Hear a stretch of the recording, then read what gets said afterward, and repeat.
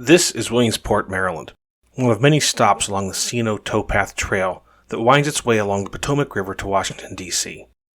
Here's where we will start our 4-day, 3-night bike tour centered around the two Civil War battlefields of Antietam and Gettysburg.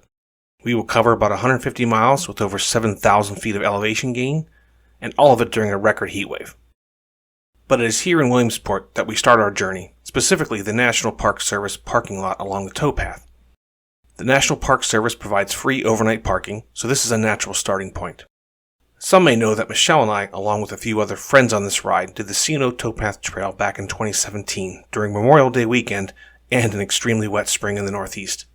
The trail was a lot of mud, flooded trails, and downed trees, but this time the trail was nice to us. And even with temperatures in the high 80s, the shaded and flat trail provided everyone with a scenic start to the weekend. We took the trail to Sharpsburg, Maryland, a distance of about 25 miles, and stayed at a Civil War-era Airbnb called the Antietam House. It is an authentic Civil War-era house with all the amenities required. After dinner, we did a quick sunset ride around the southern portion of Antietam battlefield, mostly around the Burnside Bridge.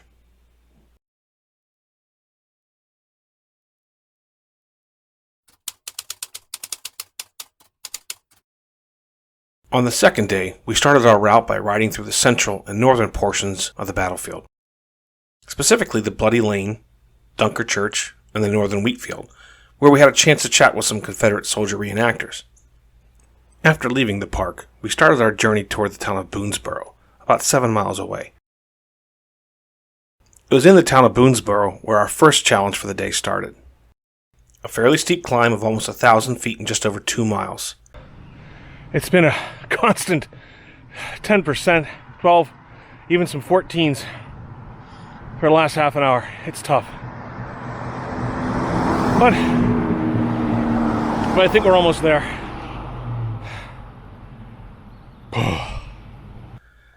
At the top of the first summit, we had the Appalachian Trail cross our path and provide us with a little shortcut. So we walked our bikes along the trail and over Route 70. After the first summit, we had a reprieve from the steep hills, and we had a chance to enjoy some rolling countryside all the way to the town of Wolfville.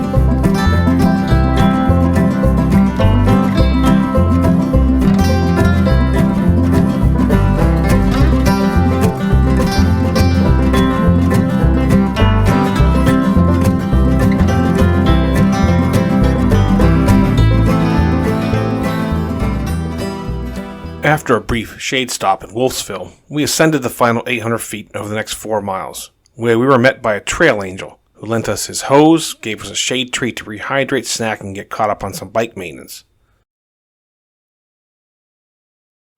From there, we had a glorious 7-mile downhill, covering 1,200 feet of elevation loss in almost exactly 20 minutes.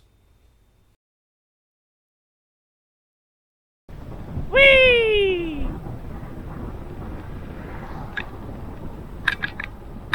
Let's slow down for this one.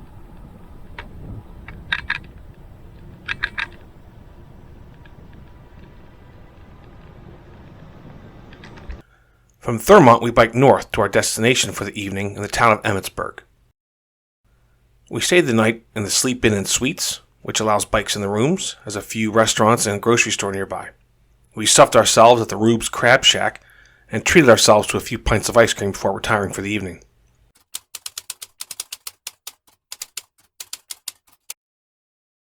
Our destination on day 3 is the Gettysburg battlefield, which is about 10 miles north from Emmitsburg, through some very different terrain than our previous day. Just beautiful rolling hills of farmland. How you guys doing? It's hot out here. We all gathered at Little Round Top at the southern tip of the battlefield and proceeded to cruise our way lazily through the battlefield with particular stops at the Devil's Den, the Peach Orchard, and along Hancock Avenue to the Angle.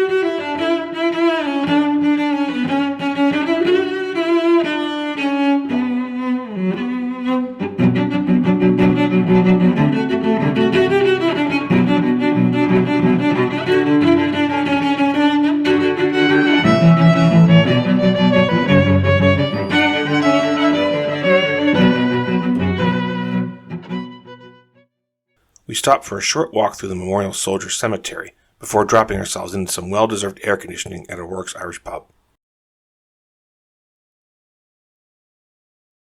After that, we finished our bike tour of Gettysburg by looping south along Confederate Avenue to the Longstreet Tower, and after a quick stop at Sachs-Covered Bridge, we commenced our climb to Fairfield, and our final night stop.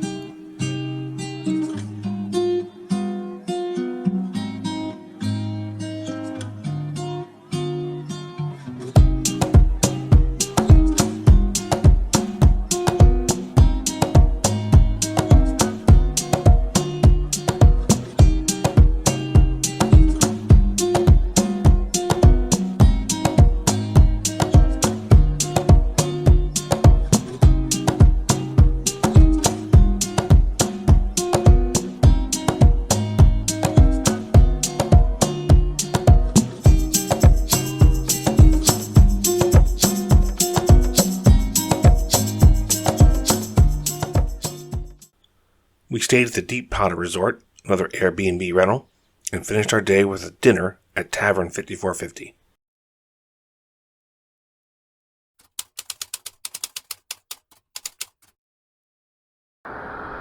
So we're at 7% right now, and that's what we have to look forward to in the next half mile.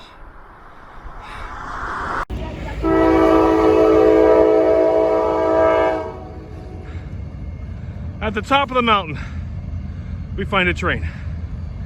I can dig it. Hopefully it's a long one. Our final day was purposely kept short and to the point, but we still had a 900-foot ridge to ascend with a fairly short 2.5-mile distance. But after another great descent, we were back into the rolling farm country. Although we had the worst of the hills behind us, we still had another 1,000 feet of elevation gain for the day, and the temperature hit 90 by 11 a.m. How are you guys today? You good? Even with the water refill at the top of the mountain, we were quickly running low on water. With the heat of the day, we were blessed with another trail angel from the Cloud 9 Victorian Farm, offered us some water and a wonderful tour of her farm and the various rentals on the property. But we eventually had to brave the heat and to find our friends and finish up the remainder of the ride. Like all great adventures, we brought this one back to the start in Williamsport. So remember, go make your adventure, forget your age, and get outside your comfort zone.